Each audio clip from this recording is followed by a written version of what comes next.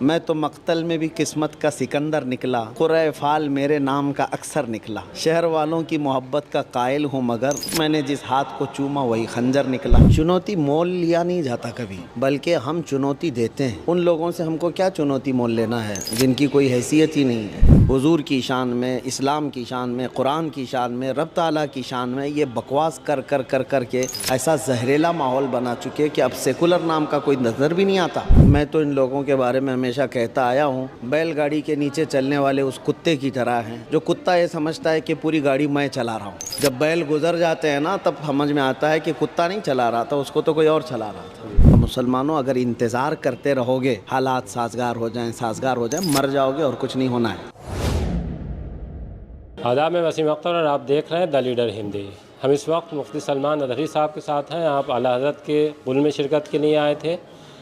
زیادہ ان کے بارے میں آپ جانتے ہی ہیں، میں سیدھے ان سے روبرو ہوتا ہوں۔ وہ یہاں کیا میسیج دینا چاہیں گے اعلیٰ حضرت کے عرس کو لے کر، اور پھر ہم آگے بات شروع کریں گے۔ مفتی صاحب، ہم سے بات کرنے کے لیے بہت بہت شکریہ آپ کا۔ السلام علیکم ورحمۃ اللہ وبرکاتہ۔ میں بھی آپ تمام حضرات کا مشکور و ممنون ہوں۔ بریلی شریف حاضر آیا۔ ایک بات تو ہے کہ ہم یہاں غلام کی حیثیت سے حاضر آتے ہیں۔ یہ مرشد کا شہر ہے، ادب کا شہر ہے، لیکن اللہ کا کروڑا فضل و احسان ہے کہ اس نے یہاں پر بھی ان عزتوں سے نوازا ہے۔ یہ صرف اور صرف رسول کریم صلی اللہ تعالیٰ علیہ وسلم کے دربار کی، ان کے ناموس کی نوکری کرنے کا صدقہ ہے۔ اور اعلیٰ حضرت فاضل بریلوی رضی اللہ تعالیٰ عنہ سے ہم نے جو سیکھا ہے وہ آج ہمیں نظر آ رہا ہے کہ صرف اور صرف حضور پاک صلی اللہ تعالیٰ علیہ وسلم کی بات کرو، پھر کسی کی نہیں۔ اعلیٰ حضرت نے فرمایا تھا، اپنے دل کا ہے انہی سے آرام، سونپے ہیں سب انہی کو سب کام، لو لگی ہے کہ اب اس در کے غلام چاہ رہے درد رضا کرتے ہیں۔ تو اعلیٰ حضرت کا جو مشن تھا وہ آج ہمیں یہاں پر لے کر کے چلنا ہے۔ بریلی شریف میں نے دیکھا الحمدللہ لاکھوں کا ہجوم، کوئی گلی کوئی سڑک خالی نہیں ہے، اور سارے دیوانگان عشق رسول مچلتے ہوئے خراج عقیدت پیش کرنے آئے تھے۔ مجھے روحانیت میں کافی اضافہ محسوس ہوتا ہے۔ مفتی صاحب، جیسے دیکھا ہی گیا ہے کہ کئی ایسے معاملے آئے کہ جیسے آپ دین پہ زیادہ آپ کا فوکس رہتا ہے، اور آپ جو راہیں روشن کرنے والا کام کرتے ہیں، جو صحیح بات ہوتی ہے وہ بتاتے ہیں، لیکن بیچ میں اس طرح کے معاملے بھی آئے کہ جیسے باگیشور دھام سے جڑا ہو۔ اس کے پیچھے مقصد یہ رہا کہ جو غلط چیزیں ہو رہی ہیں ان کو ٹھیک کرنا ہے، یا ایسے لوگوں سے آپ کو چنوتی مول لینے میں مزہ آتا ہے؟ دیکھیے، چنوتی مول لیا نہیں جاتا کبھی۔ یہ بات ہو ہی نہیں سکتی کہ آدمی کوئی جو ہے زبردستی کی چنوتی مول لیتا ہو، بلکہ ہم چنوتی دیتے ہیں۔ ان لوگوں سے ہم کو کیا چنوتی مول لینا ہے جن کی کوئی حیثیت ہی نہیں ہے۔ ہاں، اگر طاقت و قوت اور حکومت کے بل بوتے اگر کوئی چیخ رہا ہے، پکار رہا ہے اور بھڑکاؤ باتیں کر رہا ہے تو یہ کوئی کمال کی بات نہیں۔ میں تو ان لوگوں کے بارے میں ہمیشہ کہتا آیا ہوں، بیل گاڑی کے نیچے چلنے والے اس کتے کی طرح ہیں جو کتا یہ سمجھتا ہے کہ پوری گاڑی میں چلا رہا ہوں۔ جب بیل گزر جاتے ہیں نا تب سمجھ میں آتا ہے کہ کتا نہیں چلا رہا تھا، اس کو تو کوئی اور چلا رہا تھا۔ ہاں، تو یہ جو ہے کسی کی پشت پناہی اور کسی کی مدد لے کر کے اگر چیختے ہیں، چلاتے ہیں، بھونکتے ہیں تو یہ مجھے لگتا ہے یہ چنوتی نہیں ہے، یہ صرف برساتی پر ہیں جو موسم کے ساتھ غائب ہو جاتے ہیں۔ الحمدللہ ہم اصولوں کے ساتھ قائم ہیں، ہم نہ کسی کو چھیڑنے کا مسلک رکھتے ہیں، نہ کسی کے ساتھ آج تک ہم لوگوں نے اس طرح کے خرافاتی ماحول بنانے کی کوششیں کی ہیں۔ آج جو کچھ بھی آپ دیکھ رہے ہیں ہمارے جذبات، مجھے سمجھ میں آ رہا ہے آپ سوال یہ کیوں کر رہے ہیں کہ چنوتی لینے میں آپ کو مزہ آتا ہے۔ یہ جذبات اب بچا کچھ بھی نہیں۔ جس آدمی کا جس کا سب کچھ آپ نوچ لیں، اب بھی کیا وہ نہ بولے؟ کیا ابھی بھی خاموشی اختیار کرے؟ حضور کی شان میں، اسلام کی شان میں، قرآن کی شان میں، رب تعالیٰ کی شان میں یہ بکواس کر کے ایسا زہریلا ماحول بنا چکے کہ اب سیکولر نام کا کوئی نظر بھی نہیں آتا۔ تو اب اتنا سب ماحول جب کریٹ کیا گیا ہو تو کیا میں اپنے قوم کی طرف سے، اپنی کمیونٹی کی طرف سے اتنا بھی نہیں بول سکتا حق بات کہ دین اسلام یہ آج کل کا لایا ہوا دین نہیں ہے؟ جس دن دنیا کی شروعات ہوئی ہے اسی دن میرا دین یہاں آیا ہے۔ آدم علیہ السلام سے لے کر کے اب تک اسلام ہے اور رہے گا قیامت تک انشاءاللہ۔ بس یہی ہمارا میسیج ہے، باقی اور کسی کو چھیڑنا یا उनको ज़बरदस्ती उकसाना, यह हमारा ये तौर तरीक़ा नहीं और ना ही मेरा मिशन है ये। नहीं, जैसे देखा ये गया कि बागेश्वर धाम जिस तरह से इल्म गैब की बात करते हैं, फिर बीच में आपकी तरफ से रद्द अमल आया, तो इससे जैसे देखा ये है कि उनकी जो एक फॉलोअर हैं या उनको जो मानने वाले हैं, जो उनकी भीड़ है, वो उस पर कोई फ़र्क नहीं पड़ रहा है। मेरे भाई, अंत भक्तों की जो है ना तादाद का कोई एतबार नहीं होता, हर जगह जमा होते हैं। आप कह रहे हैं इल्म गैब की बात, इल्म गैब थोड़ी ना उसको कहते हैं, ये इल्म गैब नहीं है चिट्ठी निकाल करके दिखाना, इससे बड़े बड़े जादू भी होने वाले हैं। इसीलिए मैं कहता हूँ ये तो अभी छोटा दज्जाल है। हमने 1400 साल पहले से हुजूर सल्लल्लाहु ताला अलैहि वसल्लम से सुना है, हदीसें हैं कि एक दौर ऐसा भी आएगा, इतना बड़ा दज्जाल आएगा कि वो बारिश बरसा के भी दिखाएगा, सब्ज़ा उगा करके भी दिखाएगा, किसी को चीर करके मार करके फिर जिंदा करके भी दिखाएगा। तो हमारा यकीन उन तमाम चीज़ों पर नहीं है, हमारा यकीन रब्बुल आलमीन की ज़ात पर है। ये सारी क़ुव्वतों का मालिक अल्लाह रब्बुल इज़्ज़त है। तो ये इल्म गैब नहीं है, शोबदाबाजी करना, जादूगरी करना, ये तो हमारे हिंदुस्तान में बरसों से चला हुआ है। और अगर कोई करके दिखा देता है तो मतलब किसी के नज़दीक भगवान होता है तो मुझे उससे कोई मतलब नहीं है, लेकिन मेरे नज़दीक कभी नहीं हो सकता। हाँ, जिस तरह से वो हिंदू राष्ट्र की बात करते हैं कि ये देश जो है एक दिन नहीं बल्कि अब तो दावा ये किया जाने लगा है कि हिंदू राष्ट्र बन गया है। बन रहा है क्या? बन चुका है। उनके हिसाब से तो सब कुछ हो चुका है, हमें क्या इससे फ़र्क है। उनको ये जो बातें हैं ये सिर्फ़ और सिर्फ उकसाने के लिए है और पूरी कम्युनिटी के ऊपर ये सियासी रोटियां सेकने के लिए है। मैं हकीकी बात बताऊं कि ये लोग इन तमाम मामलात में कोई सीरियस नहीं है, कोई सीरियस नहीं है। ना इनको हिंदू राष्ट्र से मतलब है और ना ही कोई, ये अंदरूनी तौर पर सब सिर्फ़ और सिर्फ लोगों के जज्बात से खेल कर अपने वोट और अपनी जमात को मुत्तहिद रखने की कोशिशें करते हैं। और मैं तो यही कहता हूँ, आज भी हमारे लिए तो ये बात है कि हम तो टूटी फूटी जमात के हैं, 14% तुम्हारी तादाद के हिसाब से हिंदुस्तान में है, लेकिन फिर भी अपनी कौम को, तुम्हारी पूरी कौम को डराने के लिए हमारा ही नाम इस्तेमाल करना पड़ता है। हाँ, कुछ बात तो है कि मिटती नहीं हस्ती हमारी, सदियों रहा है दुश्मन दौरे ज़मा हमारा। हाँ, तो ये हमारे लिए कोई मसला नहीं है।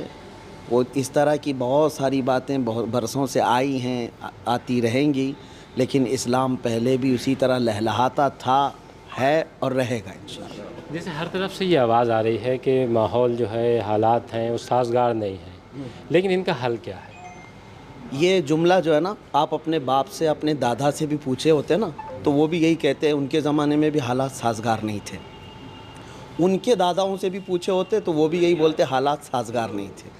तो ये जो है ना 1400 साल से ये जुमला तो चला आ रहा है, हालात साज़गार नहीं थे। आज आप कह रहे हैं हालात साज़गार नहीं थे। करबला के मैदान में क्या हालात साज़गार थे? हुजूर पाक सल्लल्लाहु ताला अलैहि वसल्लम जब बद्र के लिए निकले थे, हालात साज़गार थे? उहद के मैदान में क्या हालात साज़गार थे? हालात के साज़गार होने का ये जो मसला लोगों के दिमाग में डाला गया, मुसलमानों को मैं निकालना चाहता हूँ कि निकालो। सतीज़ा कार रहा है अज़ल से ता इमरोज़, शरार बू लहबी से चराग़ मुस्तफ़वी। हमेशा ये हक़ व बातिल की जंग चलती रही है और हम जो है इस मसलक के मानने वाले हैं कि हम क्वांटिटी नहीं देखते, क्वालिटी देखते हैं। हाँ, हुजूर पाक सल्लल्लाहु ताला अलैहि वसल्लम के सिपाही ईमान और यकीन के साथ रहते हैं, वो तादाद पे, असबाब पे और ये तमाम साजो सामान पे भरोसा करके नहीं जीते। आज भी जो आप कह रहे हैं हालात साज़गार, ये हर ज़माने में हालात साज़गार हमारे लिए रहे ही नहीं, कभी नहीं रहे। हालात साज़गार कभी नहीं होंगे और इसीलिए आपको और दूसरे लोगों को मैं मैसेज ये देना चाहूँगा, मुसलमानों, अगर इंतज़ार करते रहोगे हालात साज़गार हो जाएं, साज़गार हो जाएं, मर जाओगे और कुछ नहीं होना है। गाड़ी चलाना सीखना है तो ट्रैफिक में ही चलाना होगा, सीख जाओगे। और इन्हीं हालात में आपको चल करके बताना है कि ईमान की ताकत क्या है। नहीं, जैसे क्या मतलब नहीं समझ पाया कि क्या मुसलमान करें? मैसेज यही दिया है आपको, हालात साज़गार होने का दावा, ये जो नारा है इसको जहन से निकालो और ये कभी साज़गार नहीं होंगे हमारे लिए। इन्हीं हालात के दरमियान हमको हमारे ईमान के साथ जमे रहना है, हमें हमारे अखलाक को छोड़ना नहीं है, हमें हुजूर पाक की सुन्नतों से दूर होना नहीं है। आंधियाँ आ जाएँ, तूफ़ान आ जाए तो क्या आप अपना घर छोड़ के भाग जाएंगे? इसी तरह से अगर आज हालात साज़गार के तौर पर आप समझ रहे हैं تو آپ کو نہ دین سے ہٹنے کی ضرورت ہے نہ حضور کے اخلاق سے ہٹنے کی ضرورت ہے. آج بھی حضور کے اخلاق پر قائم رہو, حالات آئیں گے اور بدل جائیں گے انشاءاللہ. لیکن پولیٹیکل اس کی بات ہو رہی ہے کہ جس طرح سے پولیٹیکل ایک ماحول بنا ہے اس کو لے کر تمام طرح سے سوال کھڑے کیے جا رہے ہیں اور ہر طرف سے یہ آواز آ رہی ہے کہ شاید یہ ماحول اب بدلے گا نہیں. آپ کو اگر میں بتاؤں, یہ پولیٹیکل ماحول اتنا بنایا گیا ہے, ایسا ہو گیا ہے, زہر ہو گیا ہے. ٹھیک ہے, آپ نے تاریخ پڑھی ہے, چنگیز خان سے زیادہ تو حالات خراب نہیں کیے گئے ہوں گے ابھی, ہلاکو سے زیادہ تو بربادیاں نہیں کی گئی ہوں گی ابھی. انہوں نے تو پورے ہماری کھوپڑیوں سے مینار بنا دیے تھے, ہمارے خون سے تو بغداد کو نہلا دیا تھا. تو یہ سب تو ظلم دیکھا ہے ہماری تاریخ نے. تو اب پولیٹیکل اعتبار سے اگر یہ اتنا سب کچھ بنا چکے ہیں تو میں آپ کو ایک بات بتاتا ہوں. 100 سال پہلے 1925 کی بات کر رہا ہوں میں آپ کو. حجت الاسلام علامہ حامد رضا خان رحمۃ اللہ علیہ کا خطبہ ہے, ایک خطبہ صدارت. آپ نے کسی ایک کانفرنس میں خطبہ دیا تھا. یہ اس کی باتیں آپ پڑھیں تو آپ کو ایسا لگے گا وہ اس زمانے کی بات کر رہے ہیں, ابھی 2023 کی بات کر رہے ہیں.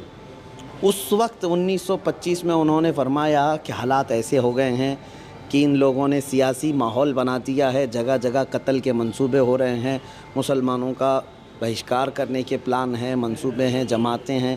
یہ ساری باتیں وہ پڑھنے کے بعد میں نے سوچا 1925 میں یہ حالات تھے تو 2023 میں بدلے کہاں ہیں؟ اور اگر 100 سال پہلے بھی ایسا ہی تھا تب بھی اسلام ایسے ہی تھا, چل رہا تھا ہماری سب کچھ, تو پھر اب مجھے ڈر نہیں ہے. آج بھی یہ جتنا بھونکنا ہے بھونک لیں, اسلام صبح قیامت تک چلے گا انشاءاللہ. نہیں, جو سیاسی لڑائی ہے وہ مسلمانوں کو خود لڑنی پڑے گی اور اس دور سے ہٹ کر اپنے آپ کو سیف کر سکتے ہیں. اب دیکھیے, ایک سیاست کا ایک موضوع الگ ہے. مسلمانوں کو سیاسی شعور بیدار کر لینا چاہیے. اب تک یہ بہت غلامی کے دور میں گزرتے گئے اور ان کا مائنڈ ایسا بنا دیا گیا ہے کہ اب ان کو ایسا لگتا ہے کہ جیسے دماغ میں یہ بٹھا دیا گیا, بی جے پی اور کانگریس یہ سمجھنے لگ گئے کہ بی جے پی موت کا فرشتہ, کانگریس جو ہے امن کا مسیحا. دونوں بھی میں نہیں مانتا. نہ یہ موت لا سکتے ہیں اور نہ یہ امن لا سکتے ہیں, ہمارے لیے نہیں. آپ کو اپنا سیاسی شعور بیدار کرنا ہے. یہ سب جو ہے نا لالی پاپ دے کر کے ہمارے ساتھ کھیلنے والے ہیں جو 70 سال سے کھیلتے آئے.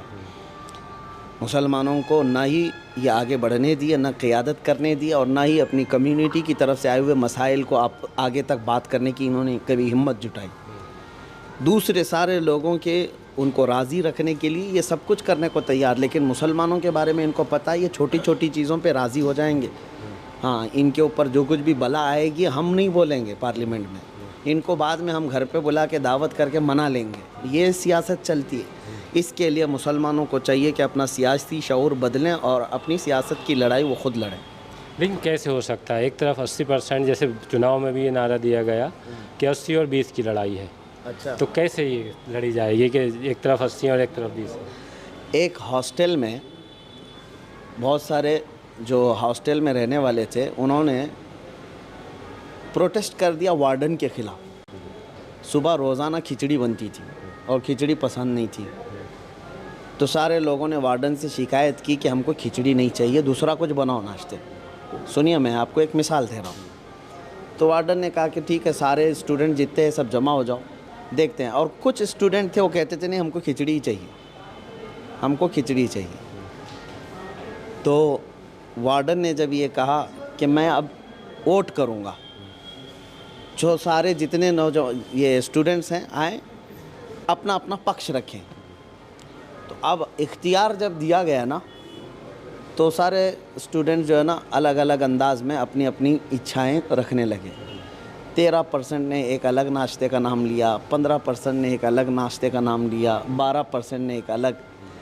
80% لوگ کھچڑی کے خلاف تھے, لیکن وہ سب اس میں گٹے. بعد میں وہ 20% جو کھچڑی والے تھے وہ متفق تھے. بعد کو جب رزلٹ نکلا تو وارڈن نے کہا 80% تو یہ خلاف ہیں لیکن ایک ناشتے پہ جمع نہیں ہے, تو ناشتہ وہی بنے گا جو یہ 20% چاہتے ہیں. ایک موضوع پہ بہت تفصیل سے اس بار چرچا ہوئی ہے, چاہے وہ جامعۃ الرضا ہو یا اسلامیہ کا میدان ہو. جس طرح سے سوشل میڈیا سے کچھ چیزیں خراب ہو رہی ہیں, اسی میں یہ جڑا کہ اب ایک یہ جو جس طرح بات ہو رہی ہے کہ جو مسلم لڑکیاں ہیں وہ ایک ایسا راستہ چن رہی ہیں جو فکر کی بات ہے بہت, تو اس پر سب نے اپنی اپنی رائے دی ہے. تو کیا آپ کو کیا لگتا ہے کہ اس کا کیا حل ہو سکتا ہے؟ علم سے دوری جو ہے یہی سبب ہے، دین کے ماحول سے دوری یہ سبب ہے. گھروں میں دین کا ماحول قائم رکھنا چاہیے. بچیاں عموماً ہوتا کیا ہے معلوم ہے، نوجوان مرد حضرات سارے جمعہ میں جاتے ہیں، مسجدوں میں جاتے ہیں، علماء کی تقاریر سنتے ہیں، جلسوں میں جاتے ہیں. عورتوں کو یہ ماحول مل نہیں پاتا، اور عورتیں کیا ہے کنٹینیو ان کو آپ ٹیلی ویژن پہ لگا کر کے رکھے ہیں، سیریل دیکھ رہے ہیں، فلمیں دیکھ رہی ہیں، اور ان کے ہاں دین کا ماحول آنے سے رہ جاتا ہے. میں سب کی بات نہیں کر رہا ہوں، اکثر گھروں میں باقی نوجوان جمعہ کہیں تو جا کر کے علماء سے سن لیتے ہیں یا دین کے ماحول میں آ جاتے ہیں.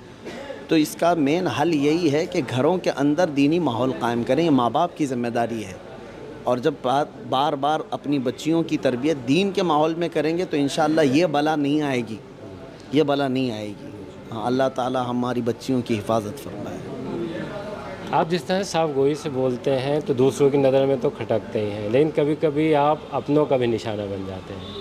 تو کیا یہ سلسلہ چلتا رہے گا یا آپ کی طرف سے کوئی ایسا لائحہ عمل طے ہوگا کہ نہیں اب ایسا نہیں کرنا؟ میں گفتگو ختم کرتا ہوں آپ کے سوالات پر. فراز کا ایک شعر ہے، میں تو مقتل میں بھی قسمت کا سکندر نکلا، قرۂ فال میرے نام کا اکثر نکلا.